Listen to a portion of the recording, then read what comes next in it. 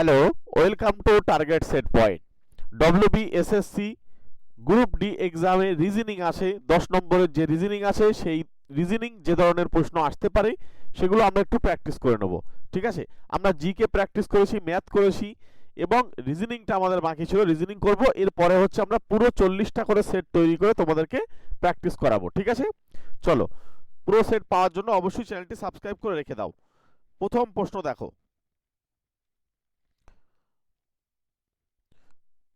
এখানে আমাদের রিজনিং হচ্ছে 31 থেকে হচ্ছে 40 পর্যন্ত, কারণ এর আগে আমরা 30 পর্যন্ত করে ফেলেছি। প্রথম যে প্রশ্নটা রয়েছে এখানে আমাদেরকে বলছি, যদি এই কোডটাকে লেখা হয় এইভাবে তাহলে এটাকে আমরা কিভাবে লিখব। তো এটাকে যেহেতু এইভাবে লেখা হয়েছে তাহলে এটাকে কিভাবে লেখা হবে। দেখো, এগুলো করার অনেক রকম নিয়ম রয়েছে। ঠিক আছে, অনেক সময় আমাদেরকে এটাকে নাম্বারের মধ্যে পড়তে পারে অথবা অনেক কিছু লজিক খাটতে পারে। অপশানগুলো দিয়ে দিলাম। তুমি এখানে সবার প্রথমে এ পি পি এল ই লিখলাম, ঠিক এর নিচে আমরা ই এল পি পি তারপরে এ লিখলাম। হলো, এবার দেখো উপরে যে সমস্ত অক্ষরগুলো রয়েছে নিচেও কিন্তু ঠিক একই অক্ষরই রয়েছে, কিন্তু পার্থক্য কি হচ্ছে, এ এইখানে চলে আসলো, তাই তো? আচ্ছা, ই এইখানে চলে আসলো, তাই তো? আচ্ছা, এরপরে দেখো এল এইখানে চলে আসলো। আচ্ছা, এবারে হচ্ছে পি এইখানে চলে গেল, পি এইখানে চলে গেল। তাহলে আমরা এখান থেকে কিভাবে এই কাজটা করব দেখো, বা এটাকে এইভাবে না বলে আরেকটা ভাবে বলা যাচ্ছে, সেটা হচ্ছে সহজে হচ্ছে আরো, যে ইটাকে এই পাশে নিয়ে আসো সবার প্রথমে। হ্যাঁ, যেটা ছিল এটা হচ্ছে আমাদেরকে ই, তারপরে এল, তারপরে হচ্ছে পি, তারপরে হচ্ছে পি, তারপরে এ। অর্থাৎ ই এইখানে চলে আসলো, মানে ও এক কথায় বলা যায় উল্টো ভাবে রয়েছে, তাই না? এটা এখানে, এটা এখানে, তারপরে এটা এখানে। তাহলে ঠিক একইভাবে F R U I T, এটাকে আমরা প্রথমে টি আনবো, তারপরে আই আনবো, তারপরে আর আনবো, তারপরে হচ্ছে আমরা, আচ্ছা তার এখানে ইউ, তারপরে হচ্ছে আর, তারপরে হচ্ছে এফ। এবার তোমাদের সব করতে হবে না। দেখো টি প্রথমে বসবে মানে টি এই দুটোতে নেই, তাহলে করতে হবে না, এই দুটো বাদ চলে গেল। এফ লাস্টে থাকবে, দুজনারই আসে, তার আগে থাকবে আর, তার আগে থাকবে আর। তাহলে এখানে অপশান এ হয়ে যাচ্ছে রাইট অ্যান্সার। ঠিক আছে, চলে এসো পরবর্তী কোশ্চেন।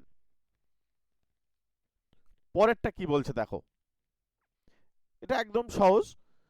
কি হবে, যেহেতু এখানে রোগীর সঙ্গে ডাক্তারের একটা সম্পর্ক রয়েছে, তাহলে এখানে আমাদের শিক্ষকের সঙ্গে কার সম্পর্ক থাকবে?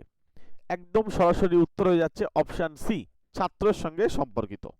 ঠিক আছে, কারণ এখানে রোগী ট্রিটমেন্ট করতে আসে ডাক্তারের কাছে, আর ছাত্র শিক্ষা লাভ করতে আসে শিক্ষকের কাছে। সুতরাং এখানে আমাদের এইভাবে আমাদের হয়ে যাচ্ছে অপশান সি হচ্ছে রাইট অ্যান্সার।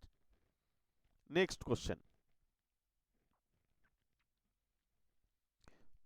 পরের যেটা দিয়েছে দেখো, এই ধরনের তোমাদের কিন্তু সিরিজ দিয়ে কিন্তু আগের দিনে পরীক্ষা হয়েছিল গ্রুপ ডিতে, এই গ্রুপ সিতে কিন্তু এসেছিল। তো এদেরকে বলছে যে এইভাবে যদি চলে তাহলে পরবর্তী টার্ম অর্থাৎ জিজ্ঞাসা ছিল যেটা, সেটা আমাদেরকে কি বসবে, এটা আমাদের জিজ্ঞাসা করছে। তাহলে সবার প্রথমে এক রয়েছে, একের স্কোয়ার, তারপরটা দেখো দুইয়ের স্কোয়ার, তারপরটা হচ্ছে তিনের স্কোয়ার, তারপরটা হচ্ছে চারের স্কোয়ার, তাহলে পরেরটা নিশ্চয়ই পাঁচের স্কোয়ার, তাহলে 5 × 5 = 25। তাহলে সঠিক উত্তর হচ্ছে অপশান সি। জাস্ট একটু কুইক রিভিশন দিয়ে যাও। হ্যাঁ, চলো। আমাদের সঙ্গে যদি স্পেশালভাবে ম্যাথ ক্লাস করতে চাও, সামনে বিশেষ করে আরআরবি পরীক্ষা রয়েছে, এই আরআরবিকে টার্গেট করে যদি এগোতে চাও এবং আমাদের চ্যানেলটা আগে ভিজিট করো, দেখো আরআরবির আমরা প্রচুর ক্লাস করেছি। এটা গ্রুপ সিডির জন্য একটু ম্যাথগুলোকে আমরা সহজ সরল রাখছি। ঠিক আছে, অনেকে বলছে এত সহজ আসবে, অ্যাকচুয়ালি এই ডব্লিউবিএসএসসি গ্রুপ সিডিতে কি হয়েছে, ম্যাথগুলো সহজ দিচ্ছে, ওই জন্য এগুলো রেখেছি। কিন্তু যখন তুমি আরআরবির ক্লাস দেখবে তখন তুমি বুঝতে পারবে। আমাদের চ্যানেলটা একবার ভিজিট করে দেখো। ঠিক আছে, কঠিন কঠিন প্রবলেমগুলোকে আমরা একদম নিমেষে সমাধান করেছি। ঠিক আছে, যদি সেই স্পেশাল ব্যাচে যদি আমাদের সঙ্গে যুক্ত হতে চাও তাহলে অবশ্যই এই নম্বরে কন্ট্যাক্ট করে নিও ডিটেলসে জানার জন্য। মনে রাখবে 3 মাস ক্লাস করবে, মাত্র 499 টাকা পেমেন্ট করতে হবে। পেমেন্ট করার পরে স্ক্রিনশট পাঠিয়ে দাও। ঠিক আছে, এই নম্বরেই পাঠিয়ে দেবে, অথবা এই নম্বরে কন্ট্যাক্ট করে নাও, আমরা স্ক্যানার দিয়ে দেবো, এই নম্বর থেকে তোমরা পেমেন্ট করবে। পুরো একদম জিরো থেকে শুরু করব।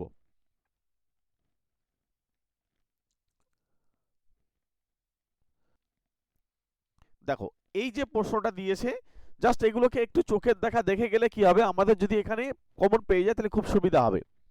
নিচের কোনটি আলাদা? বর্গক্ষেত্র, ত্রিভুজ, বৃত্ত, রম্বস। এখানে একটা জিনিস মনে রাখো, বর্গক্ষেত্র 4টে বাহু, ত্রিভুজের 3টে বাহু, রম্বসেরও কিন্তু বাহু। কিন্তু এখানে বাহুর সংখ্যা দিয়ে কিন্তু বুঝলে হবে না, এখানে শেপটা দেখতে হবে। বৃত্ত, বর্গক্ষেত্র মানে আমি জাস্ট একটু বলে দিই, এটা ত্রিভুজ মানে এটা, বৃত্ত মানে এটা, আর রম্বস মানে হচ্ছে আমাদের একটু বেঁকা টাইপের থাকবে। তো এই যে 4টে ছবির মধ্যে দেখো, অনেকে বলতে পারে ত্রিভুজ হতে পারে, আর অনেকে বলতে পারে বৃত্ত হতে পারে। কিন্তু বিষয়টা হচ্ছে ত্রিভুজটা হবে না, তার কারণ হচ্ছে এইগুলো সব বাহু লাইন দিয়ে টানা হয়েছে, শুধু এইটাই একমাত্র আসে, সেটা হচ্ছে বক্র, মানে অ্যাকচুয়ালি এগুলো হচ্ছে স্ট্রেট লাইন, আর এটা হচ্ছে তোমার বক্র। তাই জন্য কিন্তু এটা আমাদের হচ্ছে না। তাই সঠিক উত্তর হয়ে যাচ্ছে অপশান সি। অপশান সি কিন্তু এক্ষেত্রে সঠিক উত্তর। এই সমস্ত প্রশ্নগুলো খুব সহজ আমি জানি, কারণ এগুলো এই জন্যই তোমাদেরকে নিয়ে আসা, কারণ এগুলো হচ্ছে গ্রুপ ডি এর জন্য পরীক্ষায় উপযোগী। তাই কিন্তু তোমরা যখন আরআরবির ক্লাস দেখবে না, এই সমস্ত প্রশ্নগুলো দেখো, ওখানে আমরা কত হার্ড প্রশ্ন করে সমাধান করেছি। পরবর্তী কোশ্চেনে এসো। আচ্ছা, এটা আমরা তোমাদেরকে উত্তর বলে দিলাম।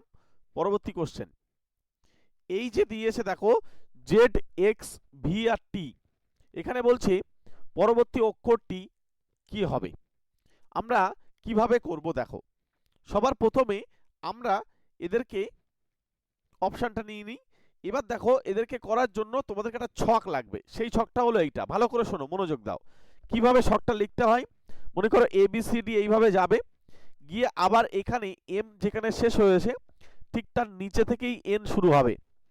যদি এইটা এইভাবে করো তাহলে সুবিধা হবে। এইভাবে গেল, আর প্রত্যেকটার উপরে নাম্বারিং করতে হয়। এই কাজটা যদি তুমি পরীক্ষায় করতে পারো, কোডিং ডিকোডিং থেকে যে সমস্ত বিশেষ করে প্রশ্ন আসবে সেইগুলো তোমরা কিন্তু সমাধান করে আসতে পারবে। ঠিক আছে, তো সবার প্রথমে রয়েছে জেড, চলে আসো জেড এর ঘরে। জেড থেকে আমাকে যে পরের সংখ্যা মানে পরের অক্ষরটা কি রয়েছে, এক্স, তাহলে দেখো একটা বাদ গিয়েছে। আচ্ছা, তারপরে কে আছে ভি, তাহলে আরো একটা বাদ গিয়েছে। তারপরে দেখো টি, আরো একটা বাদ গিয়েছে, তাহলে পরবর্তী কি হবে, আর হবে। তাহলে এই হচ্ছে আমাদের উত্তর। ঠিক আছে, এইভাবে তোমাদেরকে করতে হয়, এগুলো সহজ।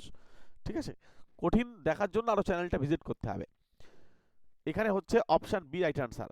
আচ্ছা, আর একটা কথা বলে রাখি, যারা বিশেষ করে ফেসবুক পেজ থেকে দেখছো, ঠিক আছে, তারা অবশ্যই আমাদের এই চ্যানেলটা ভিজিট করে নাও, target set point, TRGET set point.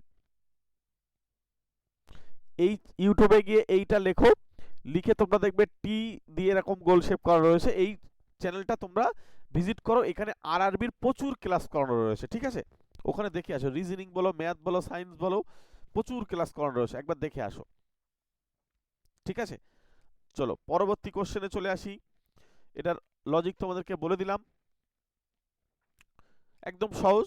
বলছি সূর্য অর্থাৎ পূর্ব, সূর্য এখানে সম্পর্কটা কি, পূর্ব দিকে যায়, তাহলে সূর্যাস্ত কোন দিকে যাবে, পশ্চিম দিকে। এগুলো আর বলার অপেক্ষা রাখে না, যেই সেই হয়ে গেল। চলো পরবর্তী কোশ্চেনে চলে যাই। তার আগে বলছি বই, কোন বই পড়বে না পড়বে। তোমরা দেখো এইখানে বই শো হচ্ছে, হ্যাঁ, অথবা নিচের দিকে দেখো লিঙ্ক দেওয়া রয়েছে, এই ভিডিওর নিচের দিকে লিঙ্ক পেয়ে যাবে ডেসক্রিপশন বক্সে আর কি। ডেসক্রিপশন বক্স ওপেন করো, বা এই ভিডিওর টাইটেল যেখানে লেখা রয়েছে তার উপরে একবার টাচ করো, দেখবে ডেসক্রিপশন বক্স খুলে যাবে, ওখান থেকে দেখে আসো। চলো পরবর্তী কোশ্চেনে যাব। পরের প্রশ্ন দেখো, বলছে একজন ব্যক্তি দক্ষিণ দিকে মুখ করে দাঁড়িয়ে রয়েছে। আচ্ছা, একটা জিনিস তোমাদেরকে আমি বলি, প্রথমে তোমাদেরকে ভাবতে হবে, এইভাবে শেপটা তৈরি করতে হবে। মনে করো এই দিকটা হচ্ছে আমাদের উত্তর দিক, তাহলে নিচের দিকটা হয়ে যাবে দক্ষিণ দিক। তাহলে উত্তর দিকে যদি তুমি মুখ করে দাঁড়াও, তাহলে মনে রাখবে তোমার বাঁ হাত যেদিকে থাকবে সেটা হচ্ছে পশ্চিম দিকে, হ্যাঁ,